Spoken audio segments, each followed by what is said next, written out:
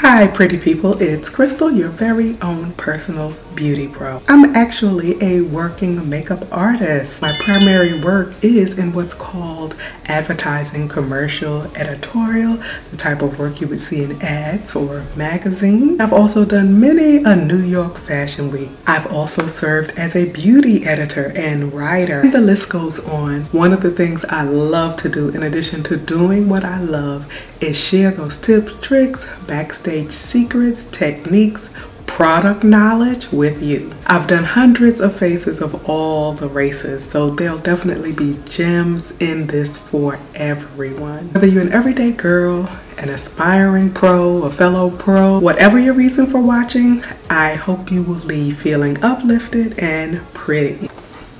Today, I am excited to share the new Pat McGrath Mothership 9 Huetopian Dream palette. I'm going to share some swatches, tell you what I think about the formula, how they touch, feel, wear, and look. And we're really going to focus on just having fun. One of the things I have often said is that the internet is the best and worst thing to ever happen to makeup, whether it's professional or everyday girl makeup. That's because on the one hand, there's a wealth of information that can be super useful, but on the other hand, sometimes people get so engrossed and they get so involved in looking for controversy or scandal or something to be displeased with that sometimes people lose the joy of makeup. And makeup is an enjoyment. It also has a lot of power and influence when applied properly too. But today we're going to focus on just enjoying this new release. Pat McGrath always has fabulous packaging for her Mothership palettes, and they are definitely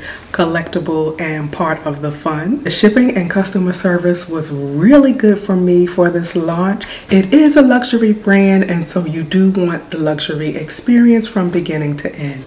The Mothership 9 come in the sleek black packaging. Here are the very pretty colors. So we'll describe the shades from left to right, from the top row and then the bottom. In what I call the anchor position, the upper left hand shade, there's usually a nice lightly colored versatile shade, and I think this one might be one of my favorites. Skin Show Nude Ecstasy. This one is a perfect shade of champagne. So it's not so light that it'll look ashy on dark skin, and it goes light enough that it will be able to be like a lid pop shade on some lighter skin tones. This one is just a beautiful shade. This is going to be pretty just on the lid with a pop of liquid liner, and it's going to make for a pretty brow highlight too. Beside it, we have one of the mattes, and that's Secret Eden.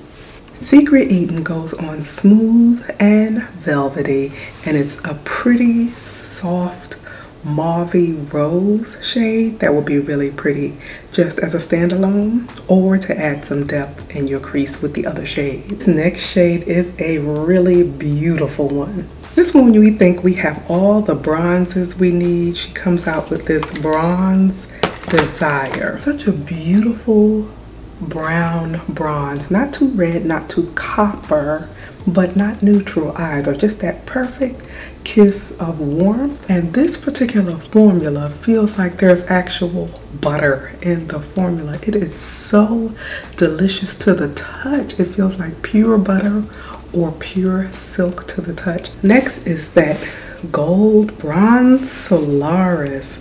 Bronze Solaris has a texture that's almost like crushed sequins, and it is a beautiful burnished gold. And last in the lineup is a gorgeous duochrome that's just so sparkly and like fairy dust. It flashes pink and green with a gold. Astral Venusian Orchid. In the next row, that first shade is another kind of anchor shade, Extreme Plum Noir. It's a matte, and it's just as the name implies, it's a deep brownish plum. Cosmic Bloom is a beautiful rose gold, and it has that buttery finish similar to Bronze Desire. The pretty pop and shock of coral is called Shockwave.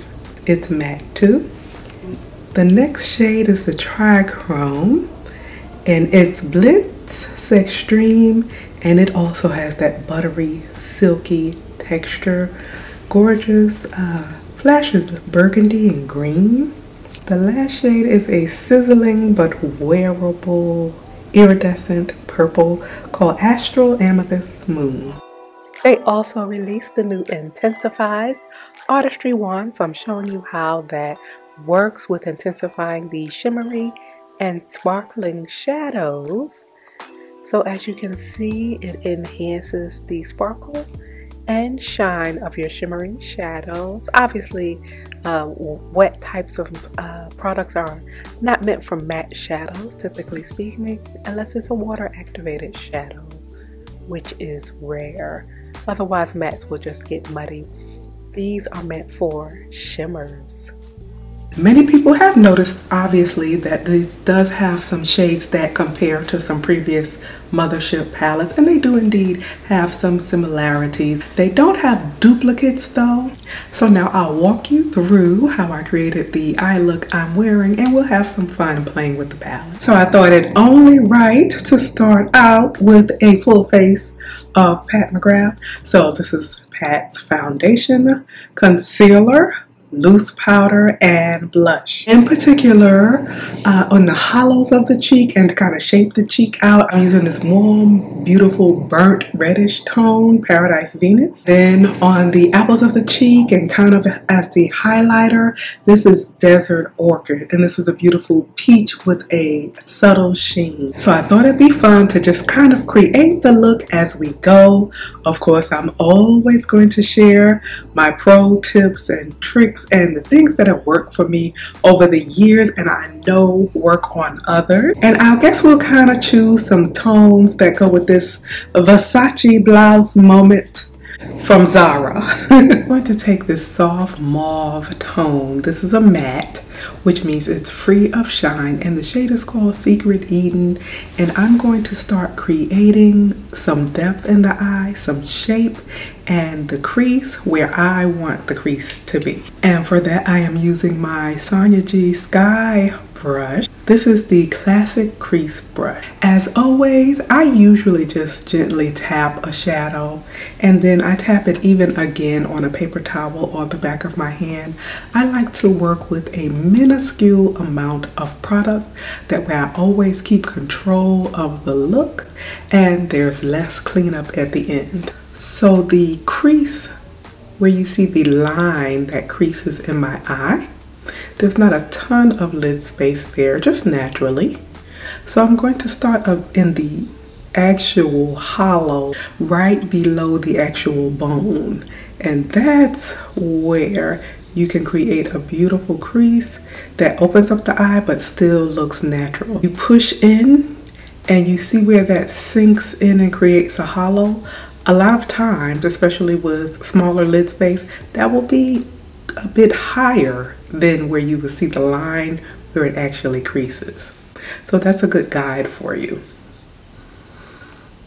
Now you're actually creating a shadow in the actual socket of the eye. So that's a nice soft outline of the direction we're going in. And now I want to give it a little boost. I want to give it a little warmth. So I'm going to go in with the coral called Shockwave and go in the same area. And I'm really concentrating the tips of the bristles because I want a bit more intensity there.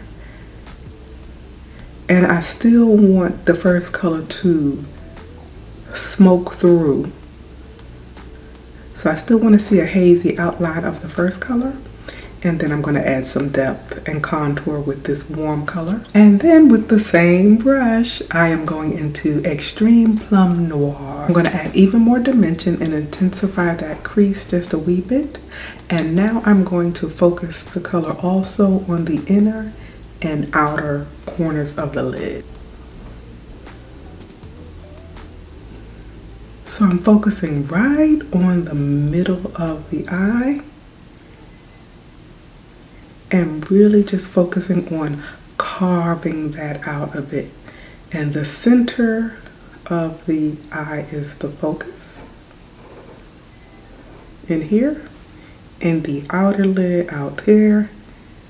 I'll build it up a little at a time and spend some time making it soft and smoky and cloudy. Then we're going to play with the light and add some twinkle and dimension and fun to the eye. We're going to take the Trichrome, the Blitz Extreme. I'm going to use my finger for this. And you can see I already started on the one eye. And I'm going to tap it right in the center here of the lid, right in the middle of the look. And I'm going to make sure I tap it all the way up to the edge of where those other shades were. And I'll just gently add a couple of layers. It just pops instantly. It is so beautiful. And then you want to make sure everything is really merged and soft and blurry at the edges. Take Bronze Solaris. That's that shimmering bronzy gold. It's so gorgeous. It looks like crushed sequin. And I'm using the same technique, my finger, and I'm going really thin and right down the center. I don't want to take over the last color. I just want this one to dance in the middle of the last shade. Now you know we have to have some fun with the new Intensify Artistry wand. So I've taken just a little bit and added it strategically in the inner corner of the eye. You can apply it straight from the wand, but I would recommend taking a small angle brush or eyeliner brush if you need to get in a precision area. I'll take that same Bronze Solaris and tap it right where I applied the IntensifEYES. And when you're highlighting the inner corner, make sure you are deliberate about it. In other words, don't just pop it on there and leave it. Smooth it out. Shape it so that it matches both eyes. Soften the edges. Decide exactly where you want it. That way it doesn't look like it was a mistake. So I finished off the look with a demi-wispy lash and Pat McGrath's liquid eyeliner on the upper lash line and the pencil on the lower lash line and on the waterline. And if you want full details on how to apply eyeliner, catch my recent video. We're going to finish the lips off with Brown Devoe lip liner and Suburbia lip liner, the Divine Nude liquid lipstick, and then we'll do something really pretty. We'll top it off with some of Pat's gloss, Bronze Seductress, and just look how pretty that is.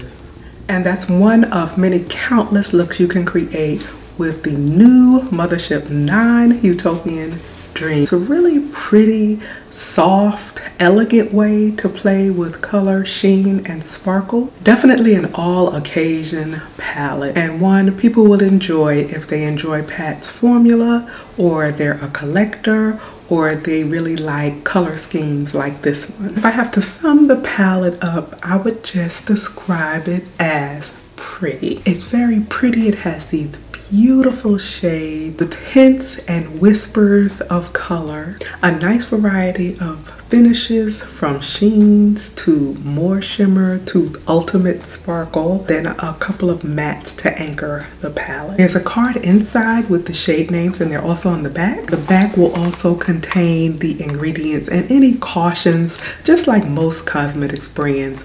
There is an asterisk beside a couple of shades that are not recommended for the immediate eye area. It's not unusual, especially with some shades that create the reds, the pinks, the coppers, the purples, some of the dyes that go into making those particular shades. Some people do have a sensitivity to those. That might manifest itself in a itchy or burny eye, or some people might just have a tearing eye. That is one of the reasons as a pro that I do not use pinks or purples around a new client's eye. I aim for ones that don't have ingredients that lean towards sensitivity, and I do a patch test, and with talent, models, actors, and so forth that I'm more familiar with, then I know what their sensitivities are. I'm having a really good time playing with it, and I will continue to create various looks. Thank you as always for watching.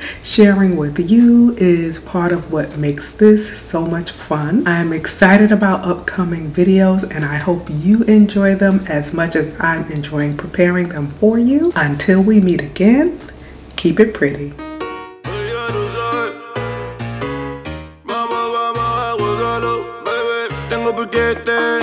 La gente dice el chamaco le mete, ey. Solo en la cabeza tengo los billetes, tengo piquete, estoy bien.